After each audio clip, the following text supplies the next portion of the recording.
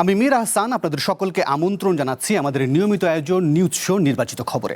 আজ দিনভর যে প্রধান খবর আলোচনা করার জুগিয়েছে, যে খবরগুলো ভীষণ রকম জনগুরুত্বপূর্ণ, তেমন কিছু নির্বাচিত খবরের নির্মোহ বিশ্লেষণ নিয়ে আমাদের এই আয়োজন। আর আজ আলোচনার জন্য পুরো সময় জুড়ে আমাদের সাথে স্টুডিওতে আছেন এশিয়ান টিভির সিইও হাসনাইন খুরশিদ।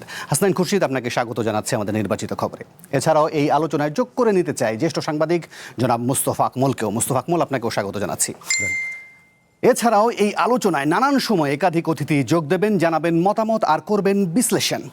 শেখ হাসিনা সহ কার্যক্রম নিষিদ্ধ সংগঠনের সাথে যুক্ত ব্যক্তিরা যাতে ভারতের ভূখণ্ড ব্যবহার করে কোনো রাজনৈতিক বক্তব্য না দিতে পারেন, সে বিষয়ে ভারতের সহযোগিতা চেয়েছে বাংলাদেশ। ভারতীয় হাইকমিশনকে এমন বার্তা দিয়েছে বাংলাদেশের পররাষ্ট্র মন্ত্রণালয়। একই সাথে শেখ হাসিনার ভার্চুয়াল অংশগ্রহণ ভারত সমর্থন করে কিনা সেটাও দেশটিকে স্পষ্ট করতে হবে বলে মনে করে বাংলাদেশের পররাষ্ট্র মন্ত্রণালয়। আগামী 5 আগস্ট ক্ষমতাচ্যুত শেখ হাসিনা এক সম্ভাব্য অনলাইন সংবাদ সম্মেলন নিয়ে বাংলাদেশের রাজনীতির মাঠ এখন বেশ সরগরম। প্রশ্ন হলো, এক প্রবল গণ অভ্যুত্থানে ক্ষমতা হারানো শেখ হাসিনার অনলাইন সংবাদ সম্মেলনের ঘোষণা কেন এত গুরুত্ব দিয়ে দেখা হচ্ছে? হাসিনা প্রসঙ্গে দিল্লিকে ঢাকা যে সতর্ক বার্তা দিচ্ছে, ভারত কি সেটা গুরুত্ব দিয়ে দেখছে? হাসিনা প্রশ্নে বাংলাদেশ ভারত সম্পর্কের অস্বস্তি, সেটা কি আবার প্রবলভাবে সামনে এলো? সহজ করে বুঝতে চাই। এছাড়াও জুলাই অভ্যুত্থানের 2 বছরের মাথায় প্রাপ্তি অপ্রাপ্তির নানান প্রসঙ্গ আনতে চাই নির্বাচিত খবরের টেবিলে। তবে চলুন শুরুতেই ঢাকা দিল্লির সে প্রতিবেদনটি আমরা দেখে আসি। আগামী 5ই আগস্ট দিল্লির ফরেন অ্যাফেয়ার্স ক্লাবে প্রথমবারের মতো সরাসরি সংবাদ সম্মেলন করবেন শেখ হাসিনা। একাধিক সংবাদ মাধ্যম এবং সোশ্যাল মিডিয়ায় এই খবর ছড়িয়ে পড়লে শুরু হয় আলোচনা সমালোচনা। সোমবার বিকালে সমসাময়িক নানা বিষয় নিয়ে সাংবাদিকদের মুখোমুখি পররাষ্ট্র প্রতিমন্ত্রী শামা ওবায়দ বলেন, দিল্লিতে বসে শেখ হাসিনার রাজনৈতিক বক্তব্য দেওয়ার বিষয়ে ভারতকে অবস্থান পরিষ্কার করতে হবে। আমরা যেটা ফলো করছি যে ভারত সরকারও ইতিমধ্যে রিসেন্টলি কিন্তু একটা স্টেটমেন্ট দিয়েছে যে তারা আশা করে না যে ওখানে পলাতক একজন আসামি রাজনৈতিক কোনো কথা বলবে বা রাজনৈতিক বক্তব্য দিবে, সেটা ভারত সরকার সমর্থন করে না। এবং ভারত সরকার এই রিসেন্ট যেটা আপনি বললেন যে তারা অনলাইন মিটিং করবে বা যেটাই করবে, সেটা ভারত সরকার সমর্থন করে কি করে না সেটা ভারত সরকারকে ক্লিয়ার করতে হবে। যেহেতু এখন এরা আশ্রিত আছে, পলাতক আছে, এটা ভারত সরকারকে ক্লিয়ার করতে হবে। এবং এটা বাংলাদেশের সরকারের, it's not our prerogative two.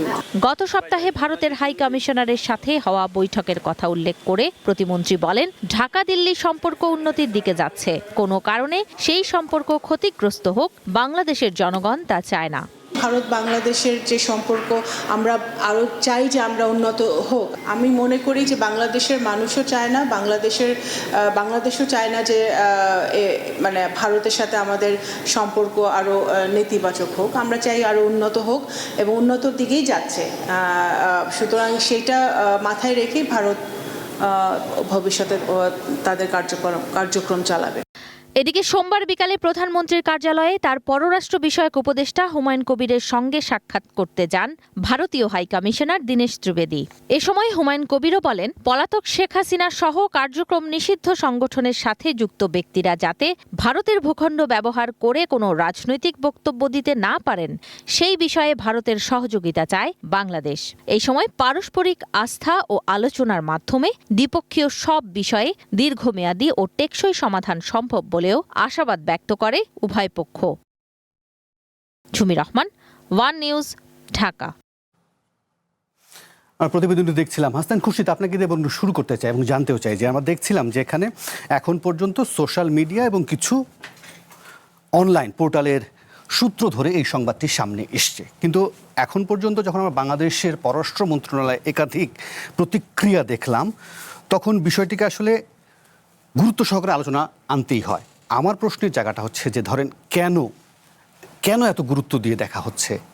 নিঃসন্দেহে গুরুত্ব দিয়ে দেখতে হবে, কারণ বাস্তবতা হচ্ছে শেখ হাসিনা বাংলাদেশের গণ অভ্যুত্থানে ক্ষমতাচ্যুত হওয়া, দেশ ছেড়ে পালিয়ে যাওয়া সাবেক প্রধানমন্ত্রী, এবং তিনি গত 2 বছর ধরে দিল্লিতে বসে তিনি যা কিছু বলছেন, যা কিছু করছেন, সেটা বাংলাদেশকে অস্থিতিশীল করার, বাংলাদেশে যে রাজনৈতিক স্থিতিশীলতা ফিরিয়ে আনার, বাংলাদেশের যে উন্নয়ন এবং অগ্রযাত্রার পথে বাংলাদেশের এগিয়ে যাওয়ার যে প্রয়াস, সেটাকে বাধাগ্রস্ত করার সব রকম চেষ্টাই তার এবং তার যে দল এই মুহূর্তে নিষিদ্ধ আওয়ামী লীগের পক্ষ থেকে সেটা আছে। এর আগের প্রায় 16 বছর আওয়ামী লীগ যে দুঃশাসন চালিয়েছে এবং যেভাবে একটা ভারতের প্রতি নতজানু পররাষ্ট্রনীতি অনুসরণ করতে গিয়ে বাংলাদেশকে এক ধরনের চরম সংকটের মুখে ফেলে দিয়েছিল, সেটার পরে শেখ হাসিনার পতনের ভেতর দিয়ে পুরো পরিস্থিতি বদলে যায় এবং ভারতের সাথে বাংলাদেশের সম্পর্কে একটা অস্বস্তি তৈরি হয়, একটা দূরত্ব তৈরি হয়। সেই দূরত্ব অন্তর্বর্তী সরকারের সময় পুরো সময়টা জুড়েই ছিল। নির্বাচনের পর যখন জনাব তারেক রহমানের নেতৃত্বে বিএনপি সরকার ক্ষমতায় আসে, আস্তে আস্তে এই অস্বস্তিটা দূর করে দুদেশের মধ্যে সম্পর্ক উন্নয়নের একটা চেষ্টা চলছে। নিঃসন্দেহে ভারত আমাদের সবচেয়ে কাছের প্রতিবেশী এবং অনেক বড় প্রতিবেশী। ভারতের সাথে আমাদের সুসম্পর্ক থাকুক, সম্মানজনক সুসম্পর্ক থাকুক, এর আমরা চাই যে ভারত কিংবা বাংলাদেশ কেউ কারোর উপর কোনো ধরনের প্রভাব বিস্তারের চেষ্টা করবে না, কোনো ধরনের প্রভুত্ব কায়েমের চেষ্টা করবে না। সেই অবস্থান রেখে বাংলাদেশ মাথা উঁচু করে ভারতের সাথে সমানতালে সম্মানজনক সম্পর্ক রাখবে। সেটা সম্পর্কের খাতিরে কথা বলছেন, ঠিক আছে, একটা দেশ একটা দেশ প্রতিবেশী দেশ, কিন্তু ধরেন শেখ হাসিনা তো নতুন করে আর কথা বলছেন তা তো না। নতুন করে রয়টার্সে কথা বলেছেন, এর বাইরেও নানান সময় তার বেশ কিছু অনলাইনে কথোপকথন সামনে এসেছে। কিন্তু আমরা এটা 5ই আগস্টের আগে কি 5ই আগস্টের আগে একটা বিষয়, আরেকটা হচ্ছে যে এতদিন পর্যন্ত যে কথা বলছেন কখনোই তিনি প্রকাশ্যে সামনে আসেননি। এই প্রথমবার তার প্রকাশ্যে সামনে আসার কথা বলা হচ্ছে এবং সেটা যদি সত্য হয় তাহলে এইটা নিঃসন্দেহে বাংলাদেশ ভারতের মধ্যে সম্পর্ক উন্নয়নের যে চেষ্টা সেটা ক্ষতিগ্রস্ত করবে। বাংলাদেশের মানুষ যারা এই 24-এর ছাত্র গণ অভ্যুত্থানের যে মানে বিশাল যে গণবিস্ফোরণ, মানুষের যে আকাঙ্ক্ষা, সেই আকাঙ্ক্ষার বিপরীতে দাঁড়াবে এবং সেটা নিঃসন্দেহে দু দেশের মধ্যে সম্পর্ক উন্নয়নের চেষ্টাকে ক্ষতিগ্রস্ত করবে। আমি মুস্তাফা আকমলের কাছে যাওয়ার আগে আমাদের এই আলোচনায় দিল্লি বিশ্ববিদ্যালয়ের সাবেক শিক্ষক অধ্যাপক অভিজিৎ কুণ্ডকে যোগ করে নিতে চাই। অভিজিৎ কুণ্ড, আপনাকে স্বাগত জানাচ্ছি আমাদের নির্বাচিত খবরে। আমি আপনার কাছে যাব, তবে তার আগে একটু মুস্তাফা আকমলের কাছ থেকে তার বিশ্লেষণটা একটু শুনে নেই যে দিল্লিকে ঢাকা যে সতর্ক বার্তা বা যে বার্তাই বলি না কেন আমরা দিচ্ছে, সেটা আসলে দিল্লি কিভাবে দেখবে, আপনার কি মনে হয়? না দেখুন, আমার প্রথমেই সন্দেহ হয় যে ভারতের কিছু অনলাইনে এবং আমাদেরও এখানে কিছু অনলাইনে যে নিউজটি ছাপা হয়েছে যে শেখ হাসিনা এরকম প্রকাশ্যে আসবে, মানে ভিডিও অ্যাপিয়ারেন্স, তার অনেক মানে ভিডিও অ্যাপিয়ারেন্সে উনি আসবেন এবং বক্তব্য দিবেন। তো এটা আমার কাছে আসলে বিশ্বাসযোগ্য মনে হয় না, কারণ এটা কোনো মেইন স্ট্রিম মিডিয়া থেকে আমরা এটা পাইনি। বিশেষ করে বেশি এসেছে সামাজিক যোগাযোগ মাধ্যম থেকে। আর আমার যদি ব্যক্তিগত মতামত জানতে চান তাহলে আমি বলবো যে এটা হচ্ছে শেখ হাসিনা পালিয়ে যাওয়ার পর থেকে ভারত থেকে কয়েকবার এরকম নক করেছেন, মানে উনি বাজিয়ে দেখছেন যে বাজে কিনা। তা আমার মনে হয় এটা সেরকমই একটা বিষয় যে উনি দেখছেন যে বাজিয়ে দেখছেন যে আসলে নড়ে কিনা, এরকম একটা বিষয়। তবে এতে আসলে আওয়ামী লীগের কিছু ক্ষতি হচ্ছে, সবাই তো আর পালিয়ে যায়নি। দেশে যারা নেতাকর্মী আছে আওয়ামী লীগের এখনো নানা ধরনের চাপে আছে, নানা ধরনের মামলার সম্মুখীন হচ্ছে, নানা ধরনের প্রতিবন্ধকতা। বিভিন্ন সময় দেখবেন যে তারা প্রকাশ্যে বের হতে পারছে না, তারা বিভিন্ন জায়গায় প্রতিরোধের সম্মুখীন হচ্ছেন। জুলাই অভ্যুত্থানে যারা ক্ষতিগ্রস্ত, যারা নানাভাবে মানে প্রতিহিংসার শিকার হয়েছেন আওয়ামী লীগের, তাদের সম্মুখে তারা নানাভাবে নাজেহাল হচ্ছেন। তো আমি মনে করি এই বাজিয়ে দেখতে গিয়ে তিনি প্রকারান্তরে তার দল এবং নেতাকর্মীদের উনি বিপদে ফেলছেন। আসলে আমি বলবো যে এই ধরনের তৎপরতার বিপক্ষে বাংলাদেশ সরকার যে অবস্থান নিয়েছে সেটা অত্যন্ত যুক্তিযুক্ত। এই জায়গায় আর একটু ছোট্ট করে পরিষ্কার হতে চাই, আপনার সন্দেহের অবকাশটা একটু দূর হতে চাই, পাশাপাশি ক্ষতির প্রসঙ্গটি জানছিলেন। সন্দেহ যেটা বাংলাদেশের যখন পররাষ্ট্র মন্ত্রণালয় এভাবে প্রতিক্রিয়া জানায় তখন কি আসলে সন্দেহ করার জায়গাটা আসলে থাকে কিনা, এক। আর দ্বিতীয়ত হচ্ছে আপনি ক্ষতির কথা বলছেন, একজন দলীয় সভানেত্রী কেন তার দলের নেতাকর্মীদেরকে বারবার এভাবে ক্ষতিতে ফেলবেন? না দেখুন, প্রতিক্রিয়া জানানোটা এটা যেহেতু সামাজিক যোগাযোগ মাধ্যমে এসেছে এবং এটা নিয়ে ব্যাপক আলোচনা হচ্ছে, আপনি টকশো করছেন আজকে আপনার টিভিতে, যদিও আপনি এইরকম মেইন স্ট্রিমে ওই ধরনের কোনো তথ্য আমরা পাইনি। ইভেন দেখেন এরকম ইন্ডিয়ায় অনেক মেইন স্ট্রিমের অনেক মিডিয়া আছে, আমরা কিন্তু এর আগে যে রয়টার্সের যেটা আমরা ওনার সাক্ষাৎকার পেলাম সেটা বিশ্বাসযোগ্য। হ্যাঁ, সেটাকে কিন্তু আমরা আমলে নিয়ে সেটা নিয়ে আমাদের দেশেও অনেক নিউজ হয়েছে, আমরা কথা বলেছি, কিন্তু এইটা কোনো মেইন স্ট্রিম মিডিয়া থেকে আসেনি। এই জন্য আমি এটা সন্দেহ পোষণ করছি। আর আমার মনে হয় যে ভারত সরকার এটা অ্যালাউ করবে না। একটু আগে সূচি ভাই যেটা বলছিলেন যে মানে এই যে বিগত অন্তর্বর্তীকালীন সরকারের পর থেকে নির্বাচিত সরকার ক্ষমতায় আসার পর যে বাংলাদেশ ভারত সম্পর্কের যে বরফ গলছিল, সেই জায়গাটা থেকে আমার ব্যক্তিগত ধারণা ভারত সেই সম্পর্ক উন্নয়নের চেষ্টা করবে। সেখানে এরকম কোনো ঘটনা হলে সেটা সম্পর্কের ক্ষেত্রে একটা চরম নেতিবাচক প্রভাব ফেলবে।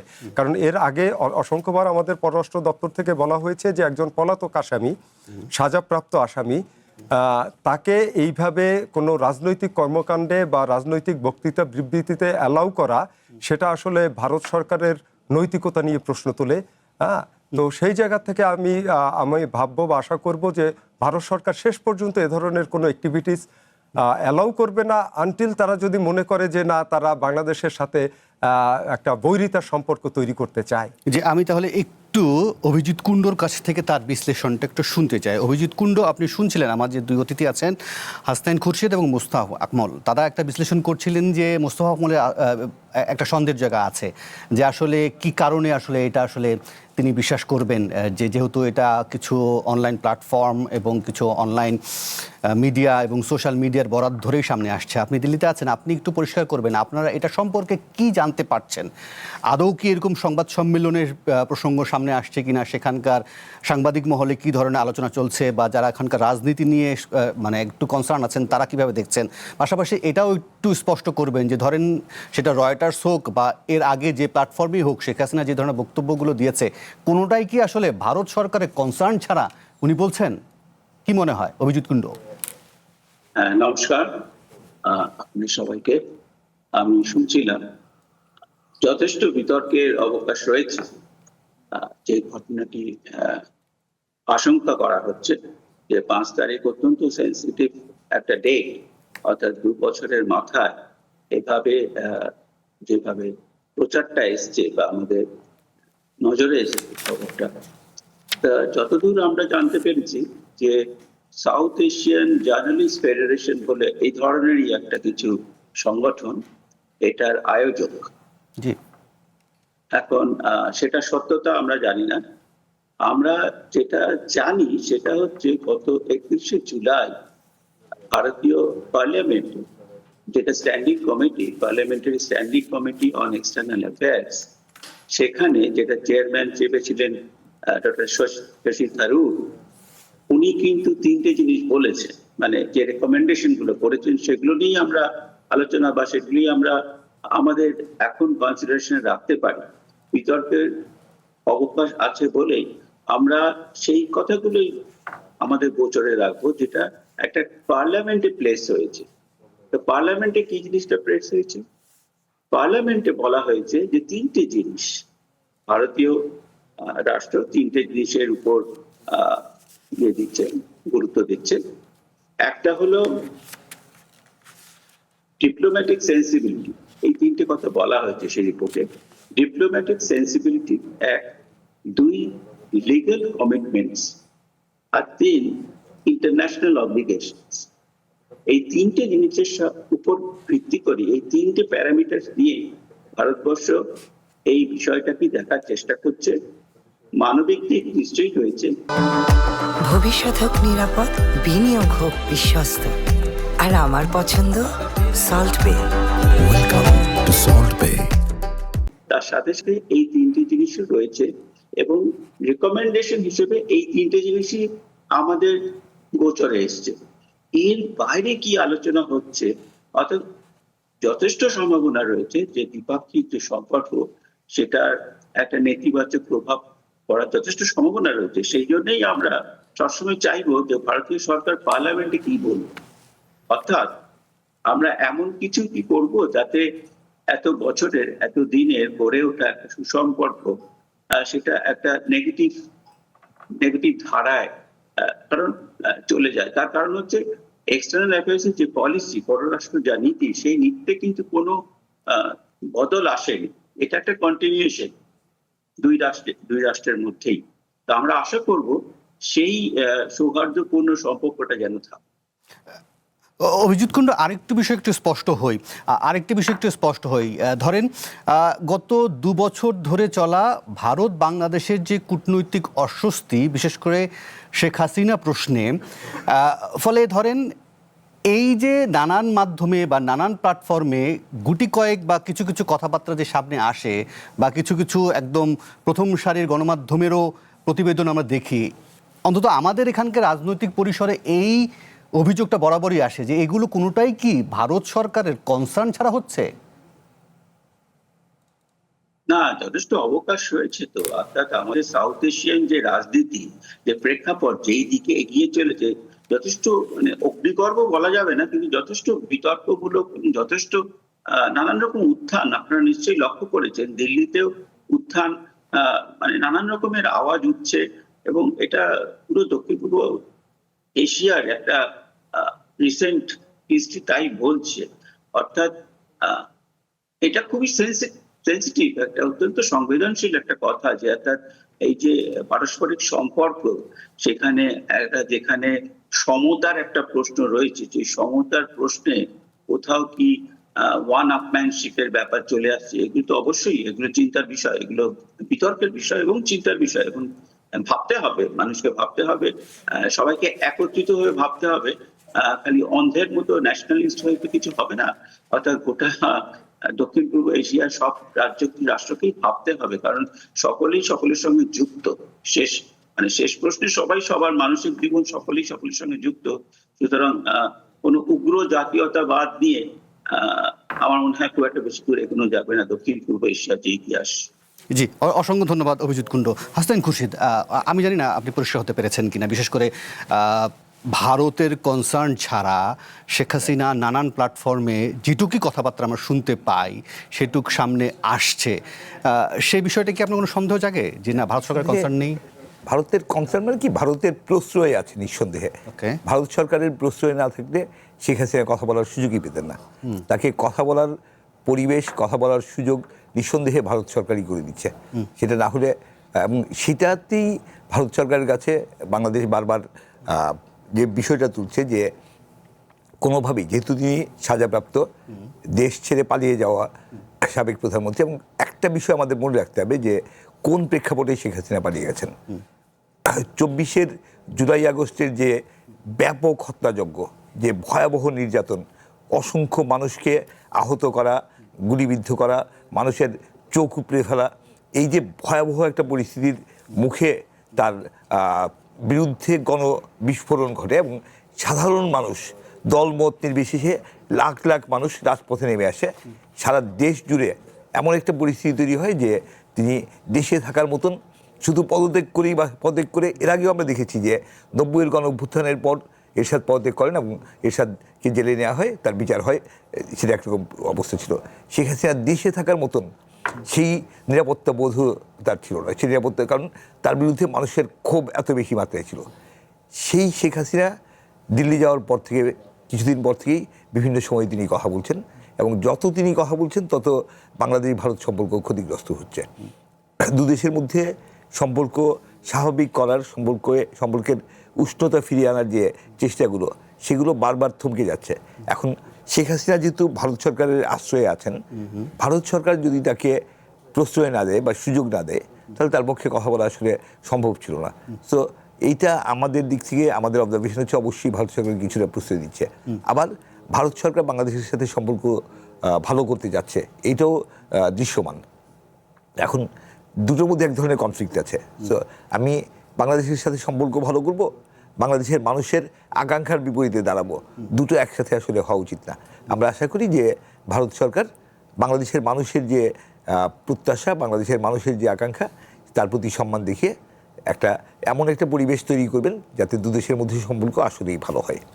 মুস্তফা আকমল, আপনার কি মনে হয় যে ভারত সরকারের আসলে সাংঘর্ষিক অবস্থান এই প্রসঙ্গে, বিশেষ করে যখন তিনি কথা বলছেন নানান প্ল্যাটফর্মে, আবার একই সঙ্গে এটাও লক্ষ্য করবেন যে আমাদের দেশেও এক ধরনের আইনগত ব্যবস্থা সামনে এসছে যে শেখ হাসিনার বক্তব্য প্রচারণা এগুলোর বিষয়ে এক ধরনের নিষেধাজ্ঞা। আপনি যদি একটু খেয়াল করেন, এখনকার বর্তমান যিনি প্রধানমন্ত্রী আছেন তারেক রহমান, তারও কিন্তু একসময় বক্তব্য প্রচারের বিষয়ে নানান ধরনের নিষেধাজ্ঞা এসেছিল। আমরা জানি না যে 5 আগস্ট আসলেই শেখ হাসিনা আক্ষরিক অর্থেই তাকে এই দেখা যাবে কি যাবে না, তিনি তার বক্তব্য রাখবেন কি রাখবেন না। ফলে কোনো সময় কি আসলে নানানভাবে বিধিনিষেধ আরোপ করে এই ধরনের রাজনৈতিক মেসেজ বক্তব্য আটকানো যায়? না, দেখুন, এই প্রশ্নের আসার আগে আমি একটু আবারও বলতে চাই যে আমাদের এই যে দিল্লির সাংবাদিক বন্ধু, উনি কিন্তু আমাদের পরিষ্কার করতে পারেননি। মেইন স্ট্রিম মিডিয়ায় এই সংবাদ আসেনি। উনি বলেছেন সাউথ এশিয়ান জার্নালিস্ট ফাউন্ডেশন নামে একটা প্ল্যাটফর্ম এইরকম একটা ওনার পাবলিক অ্যাপিয়ারেন্সের আয়োজন করছে, এরকম। এই বলছে সাউথ এশিয়ান জার্নালিস্ট ফাউন্ডেশন নামে, মানে এটারও কিন্তু কোনো রেজিগনেশন নাই, মানে রিকগনাইজেশন নাই, এরকম। তো এখানে কিন্তু আমি ওই যে শুরুতে যেটা বলেছিলাম, এটা আসলে বাজিয়ে দেখা, এটা আমি মোটামুটি ওনার বক্তব্যে আরও নিশ্চিত হলাম। কারণ হচ্ছে এটার পক্ষে কিন্তু উনি খুব শক্ত কোনো মিডিয়া ইনফরমেশন, মেইন স্ট্রিমের মিডিয়ার ইনফরমেশন দিতে পারেনি। আর একটা বিষয় যে আপনি বারবার ওনাকে প্রশ্ন করেছিলেন যে দিল্লি, আমাকেও জিজ্ঞেস করেছেন যে দিল্লি এটা প্রশ্রয় দিচ্ছে কিনা। এটা প্রশ্রয়ের বিষয় না, এটা একটা খুবই সত্য একটা বিষয় যে ভারতের পররাষ্ট্রনীতি বাংলাদেশ সম্পর্কে আসলে আমি বলবো দীর্ঘদিন ধরে একটা ভুল প্রক্রিয়ার মধ্যে যাচ্ছে। একটা প্রতিবেশী দেশের সাথে পররাষ্ট্রনীতির মূল ভিত্তি হওয়া উচিত আমার মতে পিপল টু পিপল, মানে জনগণের সাথে জনগণের সম্পর্কটাই হচ্ছে আসল। সেখানে কোনো ব্যক্তি বা কোনো দল সেটা কিন্তু প্রশ্রয় দেওয়া ঠিক হয় না। যেটা ভারত অনেক দিন ধরে করে যাচ্ছে সেটা হচ্ছে আওয়ামী লীগ এবং শেখ হাসিনা। এই কেন্দ্রিক পররাষ্ট্রনীতি কিন্তু ভারতের সাথে বাংলাদেশের সম্পর্কের অবনতির মূল কারণ, এবং সেই টানাপোড়েনটা আমরা অনেক দিন ধরে দেখছি। এটা কিন্তু আমি মনে করি যে এটা দিল্লির সম্পূর্ণ ভুল। কারণ বাংলাদেশে জনগণ যখন যে সরকারকে নির্বাচিত করবে, সেই সরকারের একটা নির্বাচিত সরকারের সাথে দিল্লির সম্পর্ক তৈরি হবে, এবং পররাষ্ট্রনীতির তো বেসিক রুলস দুই দেশেরই নির্ধারণ করা আছে, সেই অনুযায়ী চলবে। সেটা কিন্তু মেনটেন করা হয় নাই। আপনি এর আগে দেখবেন যে লাস্ট অনেক দিন ধরে শেখ হাসিনা কিন্তু তার বক্তৃতায় অনেকবার বলেছে যে দিল্লিকে অনেক দিয়েছি, এবার নেয়ার পালা। এবং ওই পক্ষ থেকেও কিন্তু আমরা বারবার একটা আওয়ামী লীগ এবং শেখ হাসিনার প্রতি একটা অ্যাফিলিয়েশন আমরা সবসময় দেখেছি, একটা সহানুভূতি। সেখানে বাংলাদেশের অন্যান্য রাজনৈতিক দলগুলো কিন্তু খুব অনেক দীর্ঘদিন ধরে অনেকগুলো বছর ইগনোর করে আসছে, এবং সেইটার ফলাফলই কিন্তু দেখলাম যে ছাত্র জনতার গণ অভ্যুত্থানে কিন্তু একটা বড় স্লোগান ছিল দিল্লি না ঢাকা। এই প্রশ্ন আসবে কেন? এই প্রশ্ন এসেছে আমি ব্যক্তিগতভাবে মনে করি দিল্লির ভুল পররাষ্ট্রনীতির কারণে। এখানে একটা আন্দোলনের সময় একটা বড় স্লোগান ছিল দিল্লি না ঢাকা। হ্যাঁ, তো এইটা আমি মনে করি এখন এটা সম্পর্ক, একটা নির্বাচিত সরকার বাংলাদেশে এখন শাসন ভার নিয়েছে, এবং সেই সরকার তার পররাষ্ট্রনীতি পুরোপুরি পরিষ্কার করেছে। তারেক রহমানের নতুন পররাষ্ট্রনীতি কিন্তু আগেরটাই নাই। উনি কিন্তু স্পষ্ট করে বলেছেন যে সবার আগে বাংলাদেশের প্রায়োরিটি হচ্ছে ফার্স্ট। এরপরে আগে যেমন ছিল সবার সাথে বন্ধুত্ব, কারোর সাথে শত্রুতা না, এখন এটা না। বাংলাদেশ এখন অনেক দূর এগিয়েছে, অনেক বছর স্বাধীনতার 55 বছর পার হয়েছে। এখন কিন্তু বাংলাদেশ তার স্বার্থ দেখছে। সবার সাথে যে মানে একটা ভারসাম্যহীন পররাষ্ট্রনীতি, সেটা কিন্তু এখন আর বাংলাদেশ আশা করে না এবং অ্যালাউ করে না। বারবার বাংলাদেশ কিন্তু বারবার বলছে যে সম্পর্ক হবে ন্যায্যতার ভিত্তিতে, সমতার ভিত্তিতে। আগে যেটা একপাক্ষিক ছিল, হ্যাঁ, যে মোরল দেশ বা বড় দেশ, শক্তিশালী দেশ, সেই অবস্থান থেকে বাংলাদেশ সরে এসছে। তো সেই জায়গায় আমি মনে করি সরকারের অবস্থান ঠিক আছে। আর একটা কথা আপনাকে বলি, যে এটা আপনি বলছিলেন যে মানে মানে নিষেধাজ্ঞা দিয়ে কারো বক্তৃতা, বিবৃতি, রাজনীতি, কর্মকাণ্ড এগুলো মানে আটকে রাখা যায় কিনা। সেখানে হচ্ছে কি, দেখুন, তারেক রহমান, আমি এটা মনে করি যায় না। কারণ তারেক রহমানের বক্তৃতা, বিবৃতি বন্ধ ছিল, অনেক কিছু ছিল যে সে কিছু বলতে পারবে না, কিন্তু শেষ পর্যন্ত এটা ফ্রুটফুল হয়নি। তো সেইখানে শেখ হাসিনার বক্তব্য আর তারেক রহমানের বক্তব্যের মধ্যে কিছুটা পার্থক্য আছে। দেখেন, তারেক রহমানকে যে মামলায় সাজা দেওয়া হয়েছিল এবং যে গ্রাউন্ডে তার বক্তৃতা, বিবৃতি, প্রচারে নিষেধাজ্ঞা ছিল, আর শেখ হাসিনার বিষয়টা কি ভিন্ন।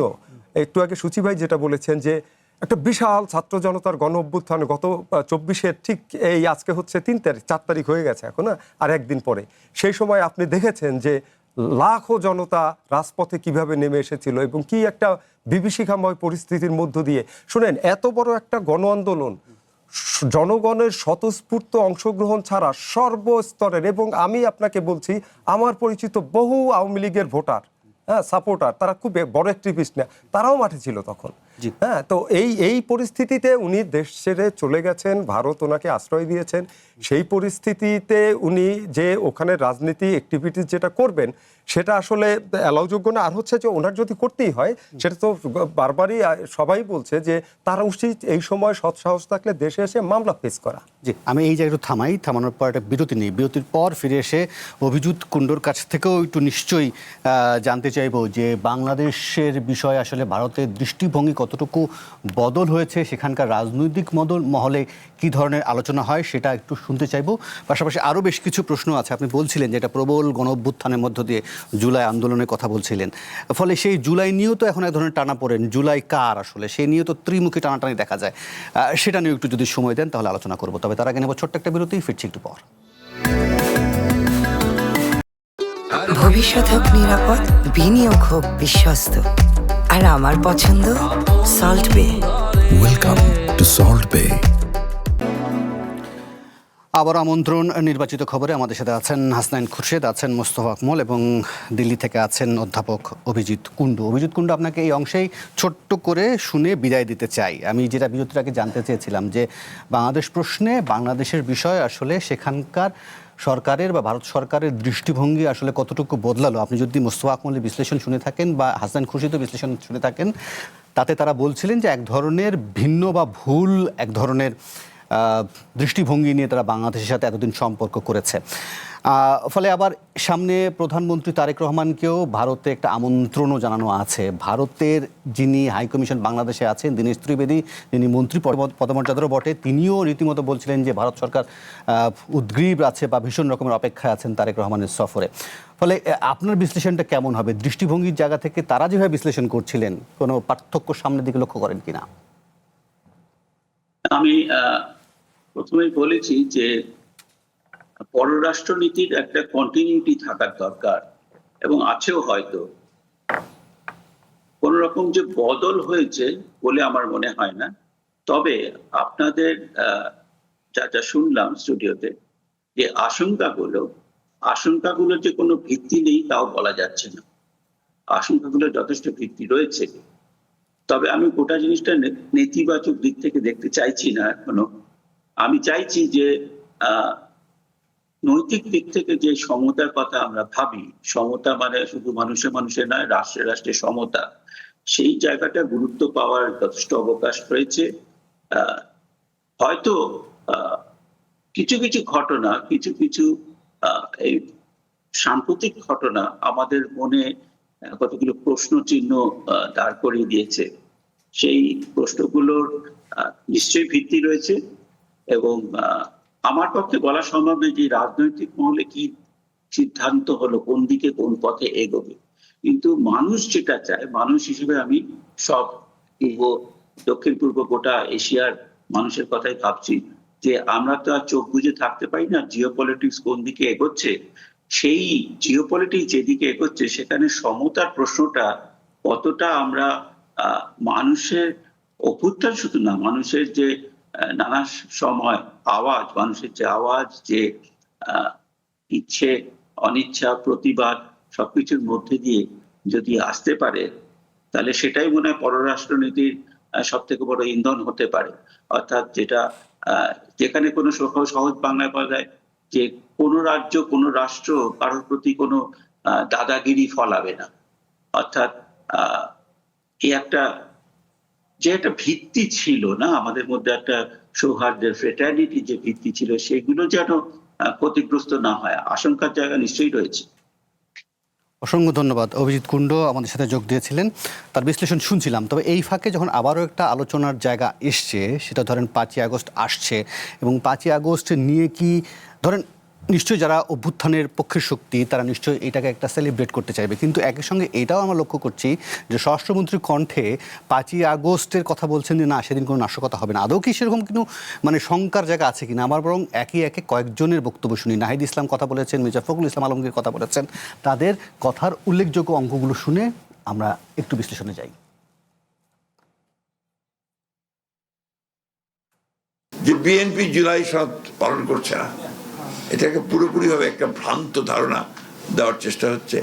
এটা আমি তীব্র প্রতিবাদ জানাই। 5 বছর করতে দেব না, এটা ভাষায় কথা বলতেন আপনারা আমাদের হাসিনা। আজকে এই একই ভাষায় কথা বলতে শুরু করেছেন আপনার আমাদের বিরোধী দলের নেতারা। আমরা তাদের প্রতি ভীষণ শ্রদ্ধাশীল।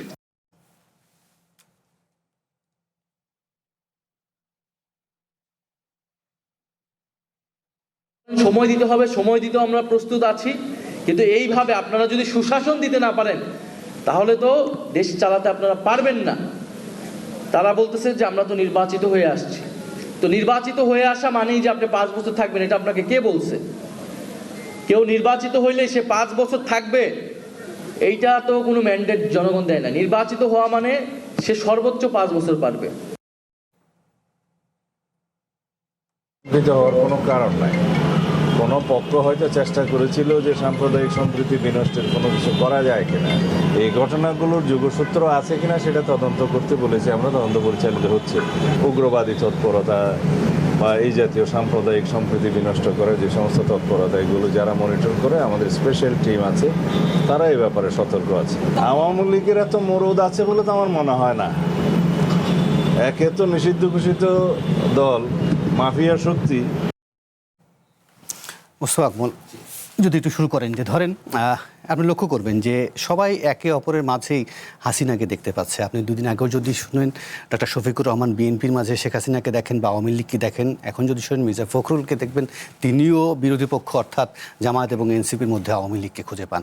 মানে হারিয়ে গিয়েও এত প্রাসঙ্গিক হয় কি করে? মানে দলগুলোকে আসলেই সবার মাঝে একটা করে শেখ হাসিনা বসবাস করে কিনা? না, দেখুন, এটা আমার মনে হয় তো, আমি মনে করি এটা ইচ্ছাকৃতভাবেই হয়তো পতিত সরকারের ভারতে আশ্রয় নেওয়া প্রধানমন্ত্রীকে হয়তো একটু মানে কি বলবো, তিরস্কার করার জন্যই হয়তো এটা ব্যবহার করছেন শব্দটা, ইচ্ছাকৃত হতে পারে। যাই হোক, তবে আমি মনে করি আমি এই ওনাদের যে পাল্টাপাল্টি বক্তব্য, একে অন্যকে চাপে রাখা, আমি মনে করি এইটাই হচ্ছে গণতন্ত্রের সৌন্দর্য। হ্যাঁ, এটাই প্রকৃত গণতন্ত্রের চর্চা আমি মনে করব। কারণ গত 16 বছর ধরে আমরা আনচ্যালেঞ্জ সরকার পরিচালনা দেখতে দেখতে আমাদের মাইন্ডসেট হয়ে গেছে যে সমালোচনা করা যাবে না। হ্যাঁ, বা প্রধানমন্ত্রী বা সরকারের বিরুদ্ধে কিছু বললেই মনে হয় যে এই বোধহয় মানে খুব খারাপ কিছু হয়ে গেল। বিষয়টা ওইরকম না, আমি মনে করি না। আমি ব্যক্তিগতভাবে মনে করি যে এই যে একে অন্যকে দোষারোপ করছে, চাপে রাখছে, সেটা আসলে গণতন্ত্র এবং গণতন্ত্রের ভাষা। এটা এখানে আপনি যেটা দেখছেন এটা খুব অরিহর কিছু না। আর ওই বিগত আমলে যে রাজনৈতিক প্রতিহিংসা ছিল, মানে একদম যেটা বলতে গেলে একজনকে আরেকজনকে নিশ্চিহ্ন করার যে অভিপ্রায়, সেটার কিন্তু কোনো লক্ষণ এর মধ্যে দেখা যায় না। আর আরেকটা যেটা স্বরাষ্ট্রমন্ত্রী যেটা বলতেছিলেন যে 5ই আগস্ট নিয়ে আসলে ওই রকম অরিঢর মতো কিছুই নেই।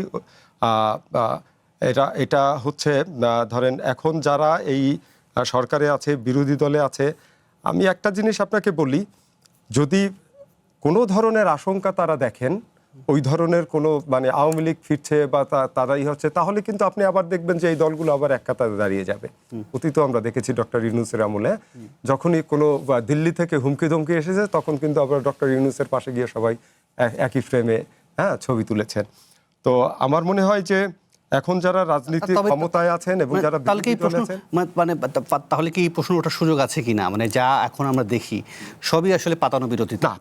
না, পাতানো বলা যাবে না। সেটা হচ্ছে যে সমালোচনা আছে, এবং আমি মনে করি সমালোচনা করা, যৌক্তিক সমালোচনা করা এবং চাপে রাখা, দাবি আদায় করে নেওয়া, সেটা বিরোধী দলের কাজ। এবং সরকারকে সেই চাপ সহ্য করতে হবে, সমালোচনা সহ্য করতে হবে। আপনি যদি সেই সমালোচনা সহ্য করতে না পারেন, চাপ না নিতে পারেন, আপনি যদি প্রতিহিংসাপরায়ণ হয়ে ওঠেন বা দমন নীতিতে চান, তাহলে আপনিও ফেসিবাদ হয়ে উঠবেন এবং পরিণতি শেখ হাসিনার যেটা হয়েছে আপনার হবে। তো এখানে ওরকম আপাতত এরকম কিছু দেখা যাচ্ছে না।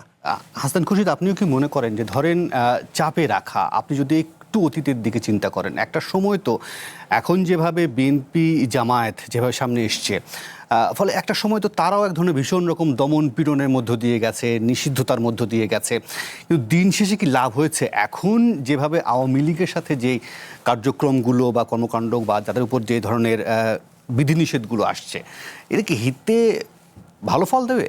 বিষয়টা হচ্ছে যে দুটোর প্রেক্ষাপট একদম আলাদা। মানে কোন প্রেক্ষাপটে আওয়ামী লীগ নিষিদ্ধ হয়েছে সেটা আমাদের দেখতে হবে।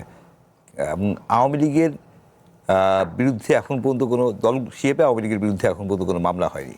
এবং যে নিষিদ্ধ করার যে সিদ্ধান্ত এসেছিল প্রফেসর ইউনূসের সময়ে, যে আদালতে আওয়ামী লীগের বিষয়ে সিদ্ধান্ত হওয়ার আগ পর্যন্ত আওয়ামী লীগের সব ধরনের কার্যক্রম নিষিদ্ধ থাকবে, তো স্থগিত থাকবে।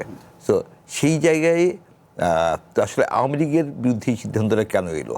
কারণ আওয়ামী লীগের যে 16 বছরের আপনি যদি একদম শুরু থেকেই চিন্তা করেন, যে 2009-10 থেকেই ক্রমান্বয়ে, মানে আমি একদম প্রথম দিকে চৌধুরী আলম নিখোঁজ হওয়া এবং তার গুম হয়ে যাওয়া, তারা খুঁজে না পাওয়া, ফিরে না আসা, ইলিয়াস আলীর গুম হওয়া এবং মানে আর ফিরে না আসা, একের পর এক 16 বছর ধরে কিন্তু মানে অজস্র ঘটনা ঘটছে, অজস্র মানুষ গুম হয়েছে, অজস্র মানুষ তাদের আর খুঁজে পাওয়া যায়নি, ভয়াবহ নির্যাতনের শিকার হয়েছে অগণিত মানুষ, এবং সব কিছুকে দলীয়করণ করা হয়েছিল। রাষ্ট্রের সবগুলো প্রতিষ্ঠানকে দলীয়করণ করতে করতে পুরোপুরি বিধ্বস্ত করে দেওয়া হয়েছিল, এবং শেষ পর্যন্ত এসে একটা চাকরির কোটার বিষয়ে এসে যখন চাকরিও দলীয়করণ করা হচ্ছে, তখন তরুণরা যে প্রতিবাদ শুরু করে, সেই প্রতিবাদের ধারাবাহিকতায় সেই প্রতিবাদী তরুণদের উপর যখন নির্বিচারে গুলি হচ্ছে, নির্বিচারে নির্যাতন হচ্ছে, তখন সাধারণ মানুষের রাস্তায় নেমে আসে। রাজনৈতিক দলগুলো তো পিছন থেকে ছিলই। কিন্তু অতীতে সে দলীয়করণ করার প্রবণতা কি এখন হারিয়ে গেছে? না, আমি সেটা বলছি না, কিন্তু যে মাত্রায় ভয়াবহ একটা মাত্রায় গিয়ে পৌঁছেছিল, তাতে আপনি একটু আগে বলছিলেন যে সবাই একজন একজনকে শেখ হাসিনার সাথে তুলনা করছে। আসলে বিষয়টা এমন হয়েছে যে ফ্যাসিজমের প্রতীক হয়ে উঠছেন শেখ হাসিনা। তো যখনই একজন একজনকে অভিযুক্ত করতে গিয়ে আপনার মধ্যে ফ্যাসিস্ট আচরণ দেখা যাচ্ছে, এটা বলতে গিয়ে শেখ হাসিনার প্রসঙ্গ টেনে যাচ্ছে। শেখ হাসিনা আসলে সিম্বল হয়ে উঠছেন ফ্যাসিজমের, এবং সেই জায়গা থেকে আওয়ামী লীগের জন্য ফিরে আসতে হলে আসলে একদমই অন্য কোনো ইয়েতে আসতে হবে। আওয়ামী লীগের জন্য হয় বিচারের প্রক্রিয়ায় অথবা তার ক্ষমা প্রার্থনার প্রক্রিয়ায়, অন্য কোনো এতে। কিন্তু আওয়ামী লীগের জন্যে হুট করে 5ই আগস্ট বাংলাদেশ জুড়ে নৈরাজ্য তৈরি করে একটা, আমি এর কোনো সম্ভাবনা দেখি না, এর কোনো আশঙ্কা দেখি না। এটা সহজ না আসলে, কারণ সাধারণ মানুষ একটু আগে একমত যেটা বলছিলেন, যে রাজনীতিতে সরকারি বিরোধী দলের মধ্যে ভিন্নমত থাকবে, বিরোধ থাকবে, দ্বন্দ্ব থাকবে, পাল্টাপাল্টি অভিযোগের প্রবণতা থাকবে, সেটা খুব স্বাভাবিক। কিন্তু শেখ হাসিনা বা আওয়ামী লীগের প্রশ্নে, ফ্যাসিজমের পুনরায় ফিরে আসার প্রশ্নে আন্দোলনে অংশ নেওয়ার সব শক্তির মধ্যে এখনও ঐক্য অটুট আছে এবং অভিন্ন অবস্থান আছে, এবং সেরকম পরিস্থিতি হলে সবাই আবার এক হয়ে যাবে। আপনি অটুটের কথা বলছিলেন, আমাদের একটা প্রতিবেদন আছে জুলাই তুমি কার, সেই প্রতিবেদনটা আমি বিরতির পর ফিরে এসে দেখবো। আপনাদেরও কি প্রতিবেদন দেখার পর আসলে এই প্রশ্ন জাগে কিনা যে জুলাইয়ের কৃতিত্ব নিয়ে সবার এক ধরনের রাজনৈতিক করা বা রাজনীতির মাঠে দাবিদার হয়ে ওঠার প্রবণতা দেখা, এতে জুলাইয়ের অর্জন আসলে কতটা প্রশ্নবিদ্ধ হয়? আমি বিরতি নেই, বিরতির পর ফিরে এসে সেই প্রতিবেদনটা দেখবো এবং নিশ্চয়ই আলোচনাও করবো। ছোট্ট একটা বিরতি, ফিরছি একটু পর। ভবিষ্যৎ হোক নিরাপদ, বিনিয়োগ হোক বিশ্বস্ত, আর আমার পছন্দ সল্ট বে। Welcome to Salt Bay. আবার আমন্ত্রণ নির্বাচিত খবরে। আমাদের সাথে আছেন হাসনাইন খুরশেদ, আছেন মোস্তফা আকমল। জুলাই তুমি কার এই প্রশ্নে জুলাই যোদ্ধাদের মধ্যে নানামুখী প্রশ্ন তৈরি হয়েছে। এই বিষয়ে একটা প্রতিবেদন আছে, আমরা বরং সেই প্রতিবেদনটি দেখি, তারপর নিশ্চয়ই ছোট্ট করে আলোচনা করা যাবে। প্রতিবেদনটি চলুক।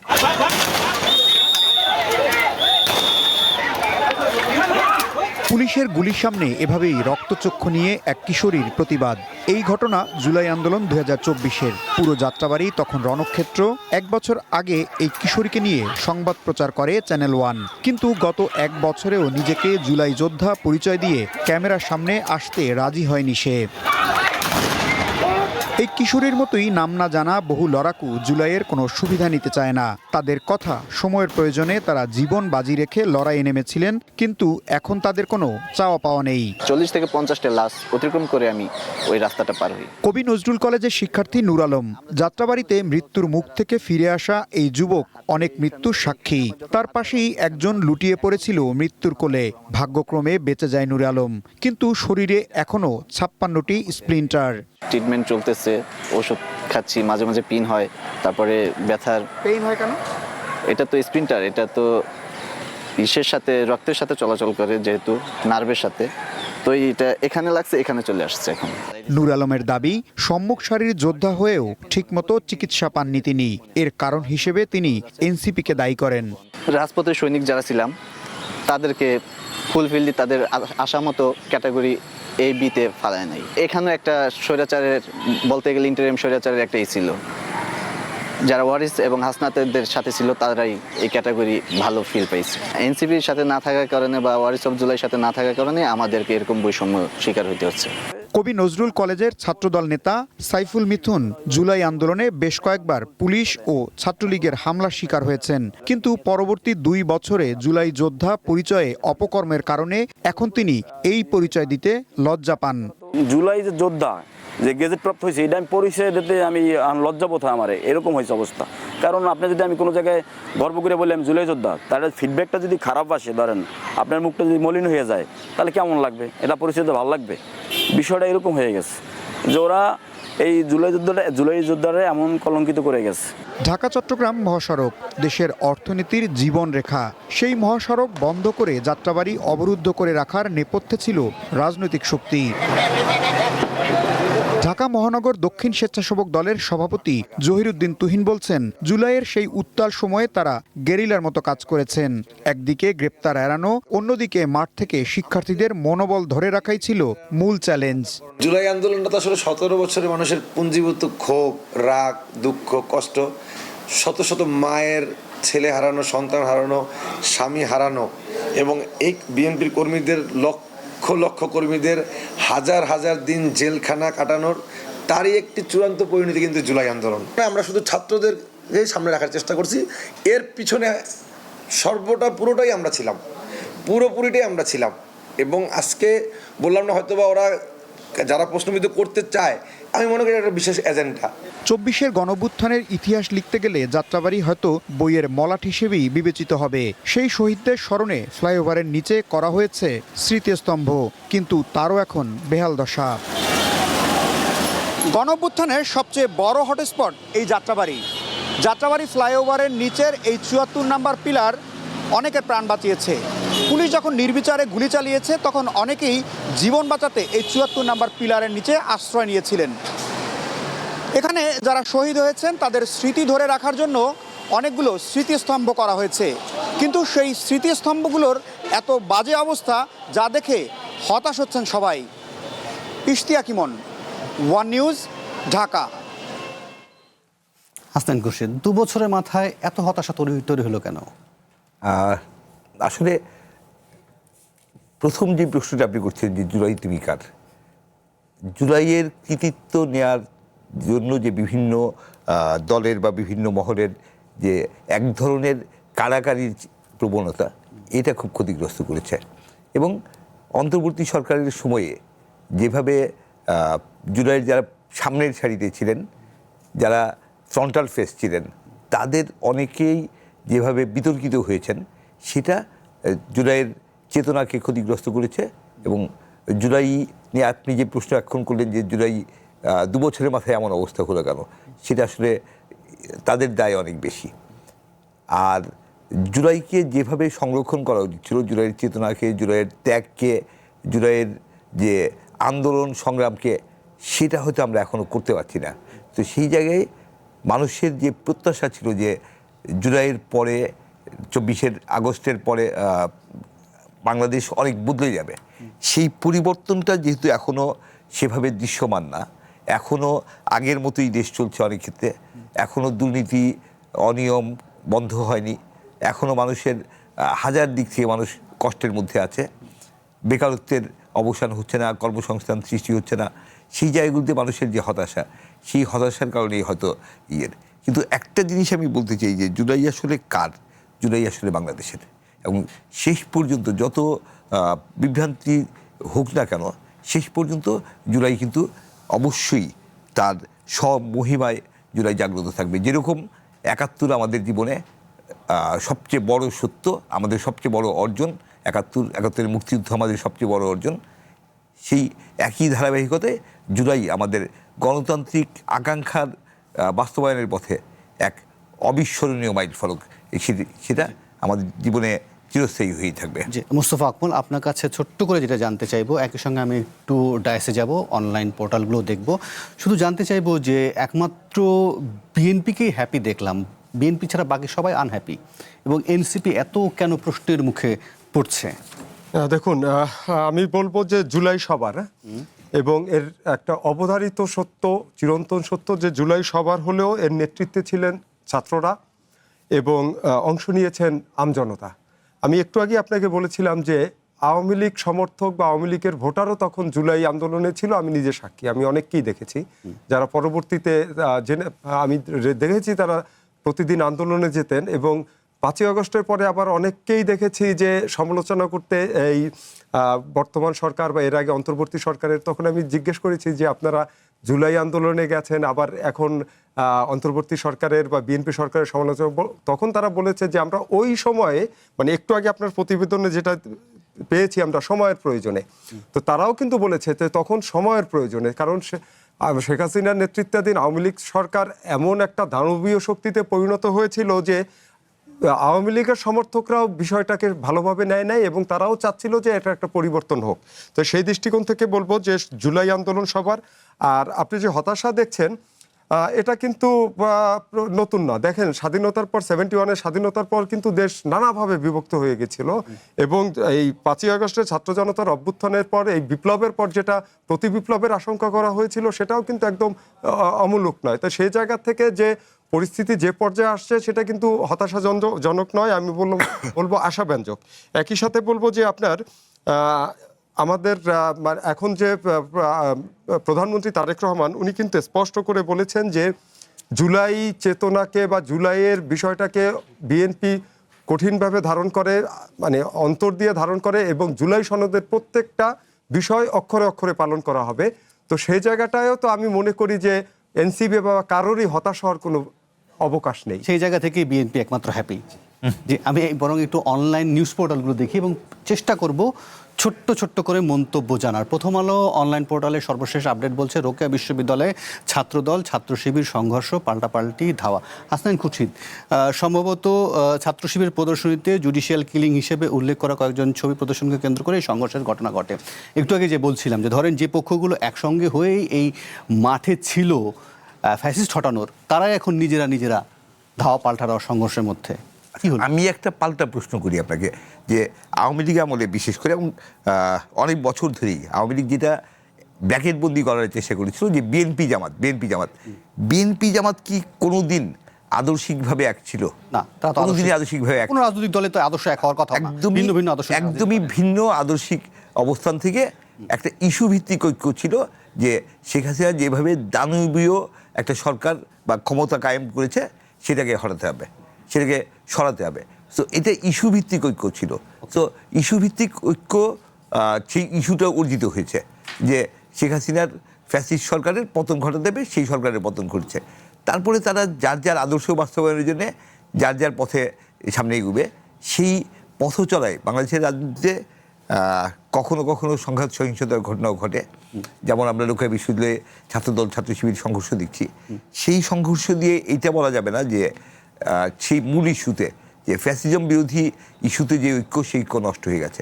ফ্যাসিজমের বিরুদ্ধে ঐক্য কিন্তু 24 আন্দোলন যারা ছিল তাদের একই রকম প্রেক্ষাপট থেকে উতরিয়ে সেই কথাই বলেছিলেন যে আগামী দিনে রাজনীতি হবে, ছাত্র রাজনীতি হবে বা শিক্ষাঙ্গনের রাজনীতি হবে, সহাবস্থানের রাজনীতি। সেটা আমরা আশা করি। সেই সহাবস্থানের জায়গাটা আমি একটু আগেই বলছিলাম যে প্রত্যাশা 24 আগস্টে আমাদের ছিল, সেই প্রত্যাশা পূরণের ক্ষেত্রে এখনো অনেক কিছু করা বাকি, এবং অনেক প্রত্যাশা আমাদের এখনো অপূর্ণ রয়ে গেছে। আমার নেক্সট অনলাইন পোর্টালটা দেখতে চাই। Next online portal BBC Bangla, ভারতের ভূখণ্ড ব্যবহার করে যেন শেখ হাসিনা বক্তব্য দিতে না পারেন, সহযোগিতার প্রত্যাশা বাংলাদেশের। এই বিষয়ে কিছুক্ষণ আগেই আমরা আলোচনায় গিয়েছি। ভারতের প্রথম ডিজিটাল আদমশুমারি নিয়ে কিছু প্রশ্নের উত্তর। আমরা চেষ্টা করি আর একটা অনলাইন পোর্টাল দেখার, সর্বশেষ আপডেট। এরপরে অনলাইন পোর্টালটি আছে যুগান্তর। অর্থ বছরের শুরুতেই তৈরি পোশাক রপ্তানিতে ধাক্কা, অতিরিক্ত বিদ্যুৎ বিল নিয়ে অপপ্রচার চালানো হচ্ছে। আদৌ কি অপপ্রচার চালানো হচ্ছে কিনা আমি জানি না। আমি আরেকদিন চেষ্টা করব এই আলোচনার টেবিলে সেই প্রসঙ্গগুলো আনার। আমার হাতে আর সময় নেই। অসংখ্য ধন্যবাদ হাসনাইন খুরশিদ এবং একই সঙ্গে মুস্তফা আকমল। এই রাতে আপনারা মূল্যবান সময় এবং মন্তব্য জানিয়েছিলেন। আর এই ছিল আজকে নির্বাচিত খবরের কাল। আবারও দেখা হবে। সে পর্যন্ত ভালো থাকুন, সুস্থ থাকুন, শুভরাত্রি।